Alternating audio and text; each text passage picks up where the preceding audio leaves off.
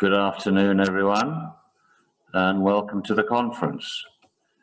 This talk is about trusts and whether they're outdated or not. CRS has hold trusts below the waterline. Are they outdated? Let me tell you first a little bit about ourselves. Our head office is in Mauritius, which is 10 hours from London, 4 hours from South Africa, 12 hours from London, with offices in Hong Kong, London as well. We are specialist tax and trust barristers and accountants. We run one small family office, and our clients are ultras and high net worth individuals. We advised and managed Credit Suisse in Mauritius. We established them 18 years ago and administered them for that period until they made the global decision to close down all their international offshore subsidiaries. We also advised two other private Swiss banks. We are step authors on international succession law. The publisher for that is Butterworth's Tolley. And we also write the Mauritian chapter for the offshore service by LexisNexis, and that's edited by Spitz and Clark. I myself am a founder member of DeVoe Chambers in Hong Kong. They're the leading commercial and tax chambers. And when I set them up first, many years ago, there were 10 members. There are now 75. Now, our full CVs are on our Hong Kong website, chancery-partners.com. I'm sorry to say that there's been an IT glitch in Mauritius this afternoon, and our Mauritius websites are not operative, but you can get as much information as you want from the Hong Kong website. What I'm going to do now, before we move on to the slides, is to give you a thumbnail sketch about the history of the trust. Because A, it's a fascinating history, and B, not a lot of people are aware of the context in how trusts have developed to where they are today. Anglo-Saxon lawyers are automatically versed in trusts and are completely familiar with them. This is because to pass your law exams in any common law Anglo-Saxon jurisdiction, you have to pass the trust paper, which is considered to be a core paper. So Anglo-Saxon lawyers are completely familiar with them.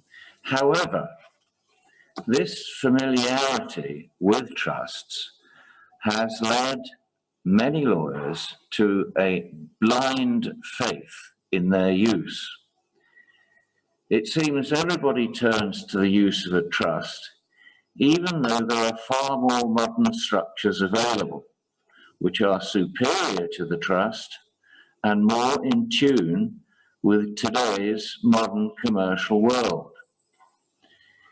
It's my colleagues' view, and certainly my view, that trusts have outlasted their utility in today's modern commercial world. And we will see in the next 5 or 6 minutes how there have been various attempts to drag the trust into a moral method of operation. Now, traditionally, the trust was used to hold landed estates. They developed from landed estates and feudal ownership. In the 12th century, we saw 400 years of development until the 16th century. Then came in the Statute of Uses in 1536, courtesy of Henry VIII. This was the first historic attempt at cracking down on tax avoidance using trusts. What the statute of uses tried to do was to void any conveyance of land under the trust, except where the beneficiaries were expressed to be the legal owners and not the equitable ones. That meant Henry could tax them on the land.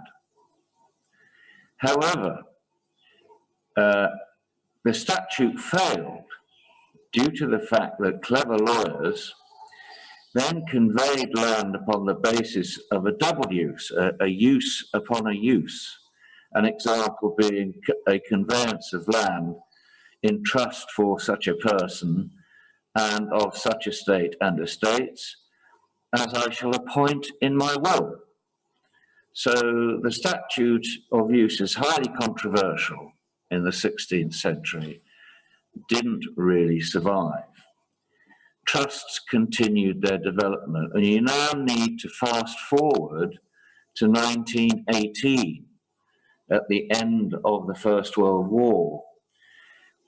The UK saw taxation in the most extreme form, an excess profits tax of 80%.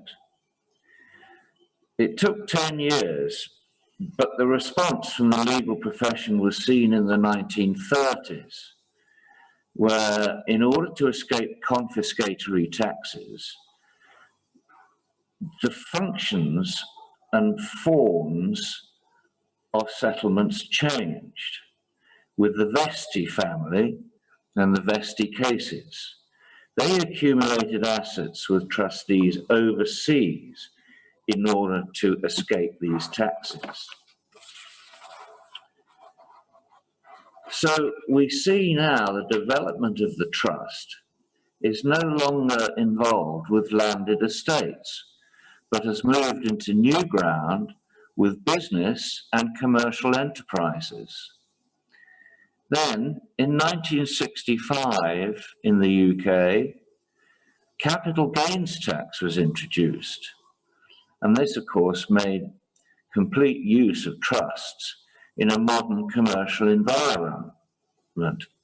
Hence, there was an inexorable change now in the nature of trusts as business and commercial enterprises became the dominant client base. Now trusts have become established, indeed well entrenched in the commercial world, business owners were so far happy because they had protected their wealth for the benefit of their families and for future generations. But commercial owners were unhappy that by doing this, they had essentially lost control of their wealth. They liked the protections and tax advantages a trust could provide, but they disliked the loss of effective ownership and worse, control. So we then see there began a series of inventive statutory amendments to trusts in offshore jurisdictions, which have been consistent attempts to give greater control to the settlor of the trust. This began in 1989 in Bermuda. For the first time, we see a wide range of reserved powers granted to the settlor, about 9 in all. And in fact, those powers were usually the powers of the trustee, but they were kept with the settlor to give him more control. So that was 1989 in Bermuda. And then in 1997 in the Cayman Islands, they introduced star trusts.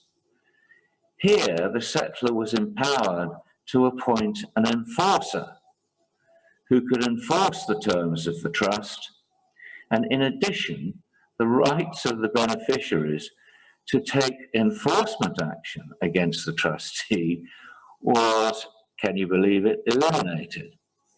Theoretically, and if appropriately arranged, This gave control to the settlor.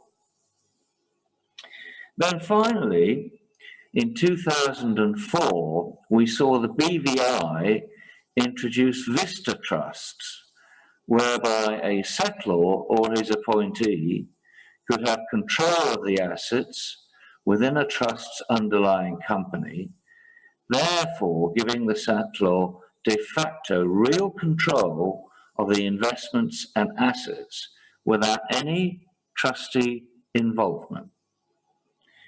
Another method that we saw developing was the private trust company, another method of seeking to increase settlor control. But there are distinct disadvantages with a PTC. Whilst the settlor can be appointed to the board of the PTC, external professionals must also be appointed. And these professionals must constitute a majority of board members. This means the settlor ends up in the same boat that he's been trying to get out of. In addition, there are dangers of dogleg claims, the meticulous corporate administration which must be performed is very expensive and very time-consuming. In addition, the directors themselves may well be shadow directors, and the dangers in sham are clear.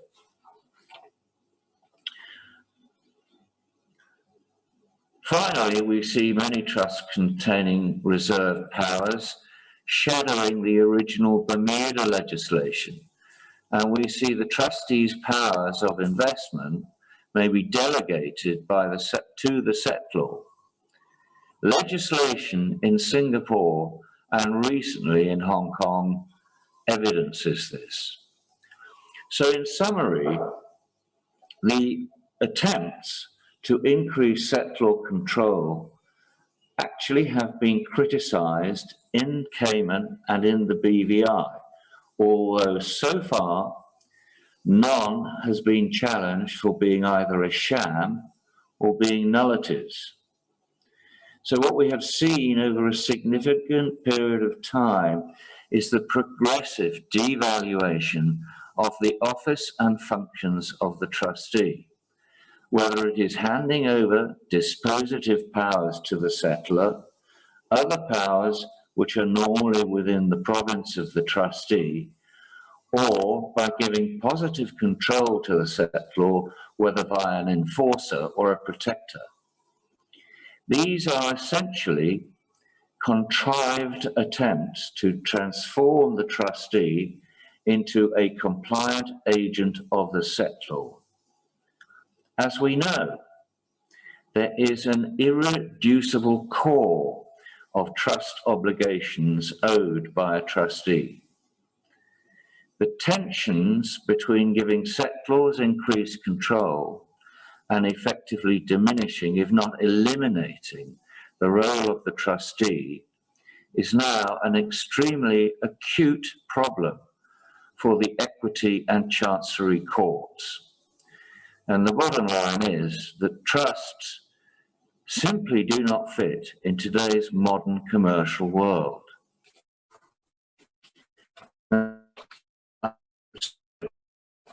For you, but to that trusts and what we're left with now.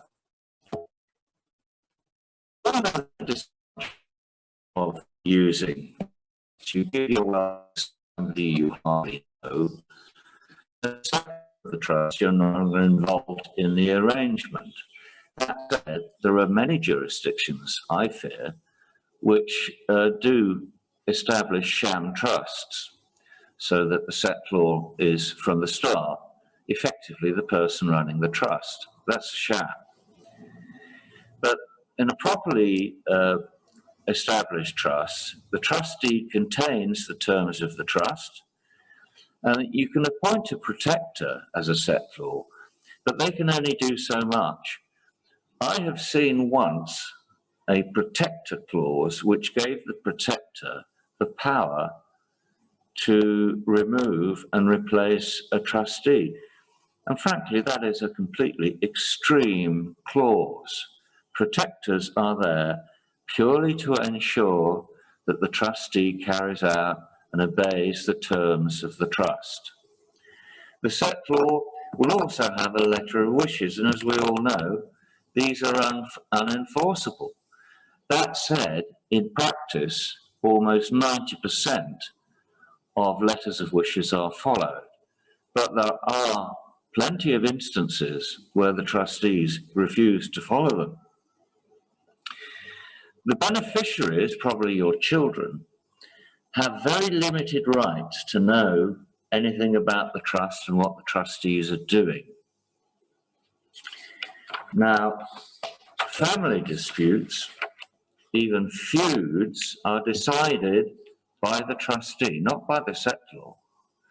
And I've given you a case there of the C Trust in 2012, but there's a far more interesting case of 2017, the Crociani Trust, where there were two daughters, Christina and Camilla, and their mother, who were beneficiaries. And there was a feud between the sisters and the mother. And the mother took the side of Christina, and Camilla and the mother managed to remove Christiana from the trusts as a beneficiary. This meant the settlor was siding with beneficiaries and treating them preferably to another beneficiary. Result, Christina sued, Christina won, Christina was awarded £200 million. So the position of the trustee today is not ever a happy one because of the increasing possibility of litigation. I don't know if you can see it, but this is a law report from the International Trust and Estate Law Reports, which come out monthly or every 6 weeks. That law report is now taken by every trust practitioner, but it's only 20 years old. It was 20 years ago when the litigation in trust areas became such a flood that LexisNexis decided they had to provide up-to-date information and cases on such trust issues and disputes. So not only are you getting the increasing possibility of litigation, you are getting increased costs of administration. And then finally, the most disastrous thing we're getting today, the regulatory climate, FATF, OECD, G20, EU. This hostility towards trusts began some 8 or 9 years ago in France, in Spain, in Switzerland, and in Germany. These countries refused effectively to recognize trusts, and the OECD jumped on the bandwagon. And so today we have the CRS. So what do? You need a modern solution. This is what we call a hybrid structure. It's quite reasonably well known, but it's what comes after the structure that is the problem and the difficulty. This is a company that's limited by guarantee and also with share capital.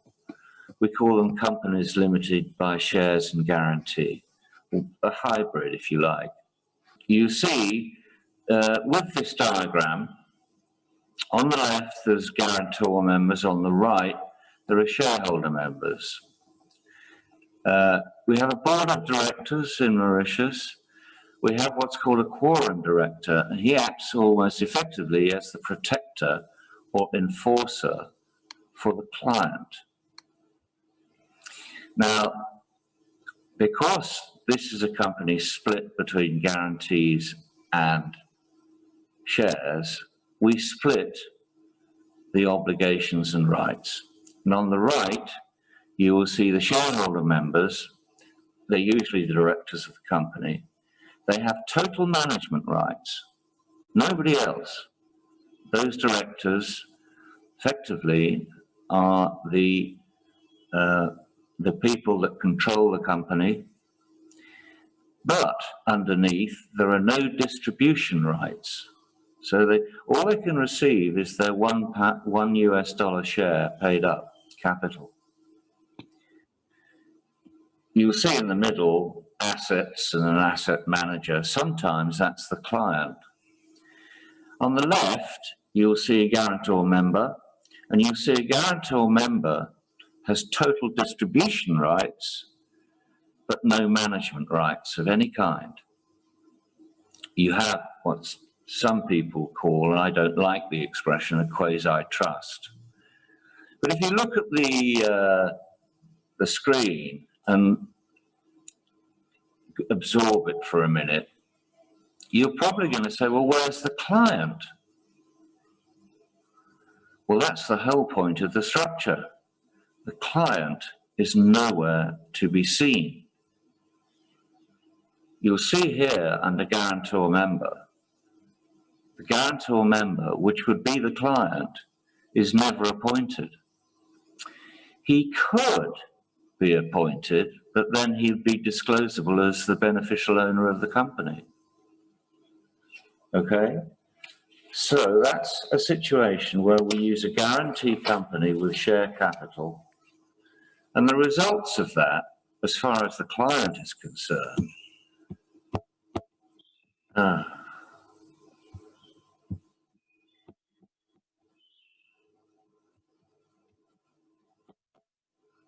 the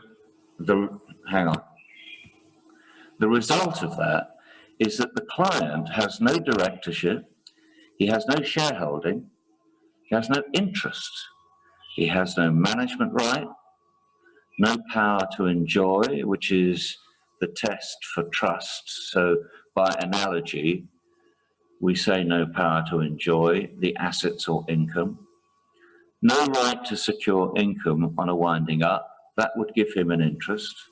As a result, there are no reporting requirements on the client. There is a deed of option to be considered to be appointed, but that's only to be considered. We still use a letter of wishes, but as far as the regulatory authorities are concerned, the client is private. This also eliminates inheritance and asset protection issues, because if you don't own anything within the structure, you can't be sued. And if you die, then your wife steps into your shoes as the grantee under the deed of option. I'm going to have to hurry here. So it's the corporate equivalent of a trust. The settlor or client is the company or the promoter. The trustees are the directors.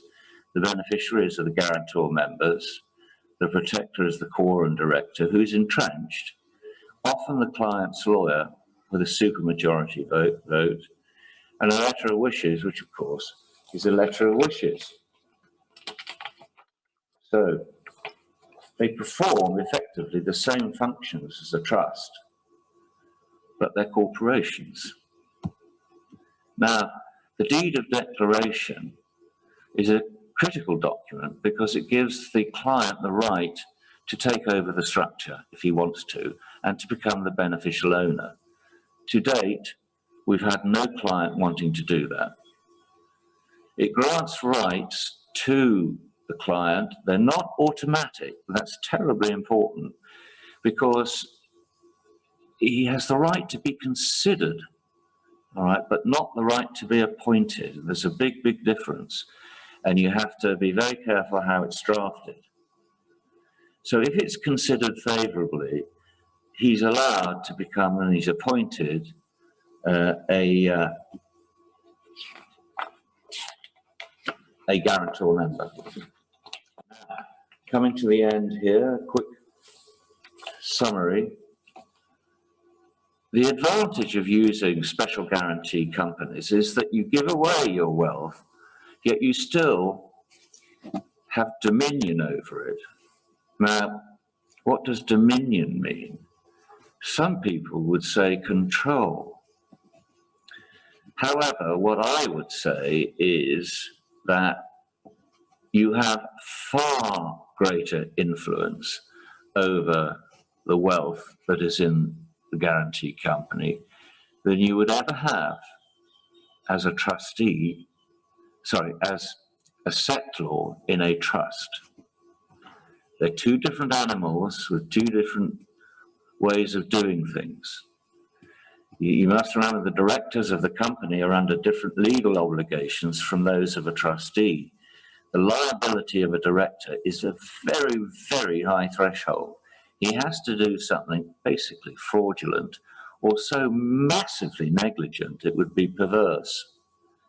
Whereas a trustee, you have the ever-present risk of litigation and the ever-present risk that you get dragged into it. So with a company limited by guarantee, the law of equity is no longer applicable. This simplifies things so much. Rapid decisions can be made by the client for the board to consider, same day within the hour. Asset protection is achieved because the client owns nothing within the structure. The client is totally private and confidential. It's a seamless succession plan, a living will. In addition, corporations have a low profile. There are hundreds of thousands of them in the world today. If you talk to people that use, similar structures but which have a high profile, say a Dutch stiftung, a corporation has a very low profile. And finally, of course, the jurisprudence is completely settled. These companies operate under company law and contract law. It's simple. Okay? So I think that's my 30 minutes, just over. As a conclusion, trusts are outdated. You can only go so far with tinkering with the trust and its structure. And there are alternatives to trusts, and they've been around for years. I should mention, finally, one big example of this. There's a hospital in Hong Kong that was formed in 1930 and is today one of the most valuable hospitals in Hong Kong. When it was formed 30 years ago, in 1930, it was formed with a guarantee company, a Hong Kong guarantee company. I don't know who the lawyers were concerned, but I take my hat off to them for having such amazing foresight and prescience. They were well ahead of the curve. That concludes my talk. I hope you found it interesting. Thank you, Jonathan. Interesting it was. Thank you so much. We have a couple of questions from the audience. Sure.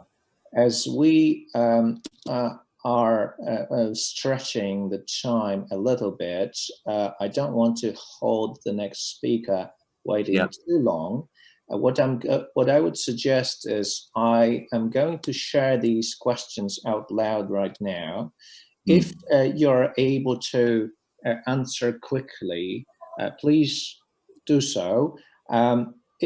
My suspicion also is, and this is part of the reason why I'm doing this, is that some of these questions may need to be specified a little better. So you may then use the opportunity to ask the person asking that question to specify it a little better. Then they will come back hopefully with a specified question, and you can then answer it at the Q&A.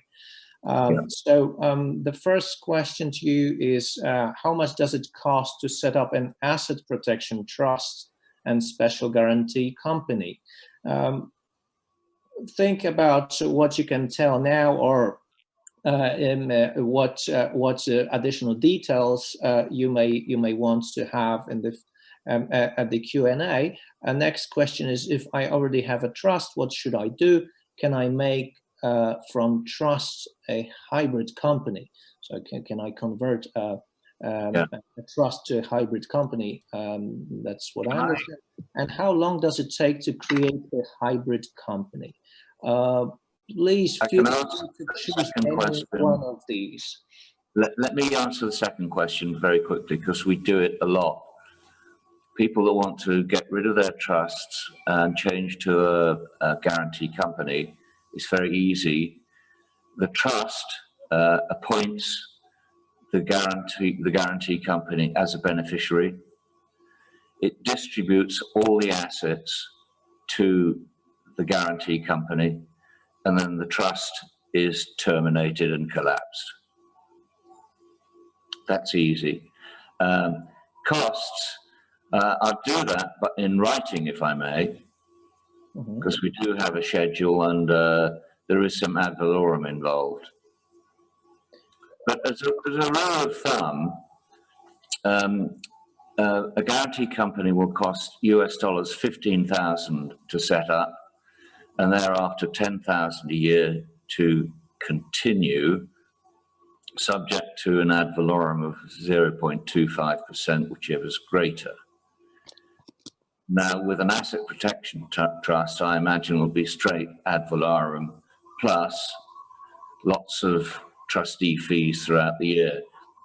The fees I've given you for the companies, the guarantee companies, include everything. There are no surcharges of any kind. It's a flat capped fee. Okay, thank you so much. That was super informative.